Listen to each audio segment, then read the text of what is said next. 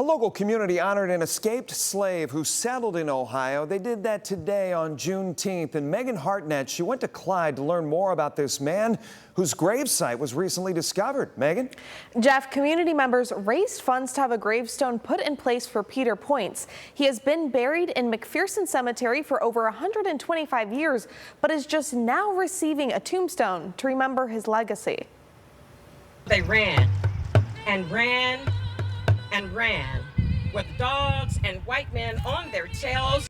Peter Pointz was born into slavery in Kentucky in 1817. He traveled on the Underground Railroad, escaping to freedom in 1848, and moved to the Sandusky area in 1849. Pointz moved around and eventually settled in Clyde in 1860, where he became a beloved member of the community. He was lovingly known as Uncle Peter, according to some newspaper accounts, and the Clyde Enterprise, which is a former newspaper here in Clyde, said that his funeral was largely attended by many people in the community.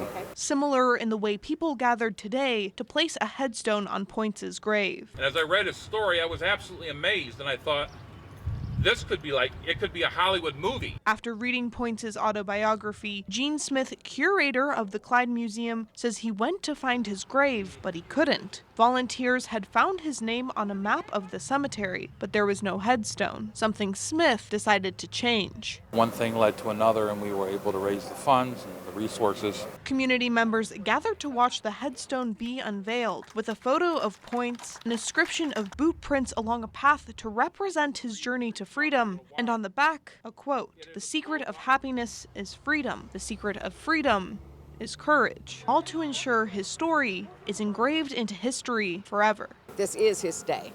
This is his day of freedom. His gravestone is now in Section 2 of the McPherson Cemetery. There are 4 other escaped slaves who are buried in the cemetery with Pointz. Reporting in studio, Megan Hartnett, WTOL 11.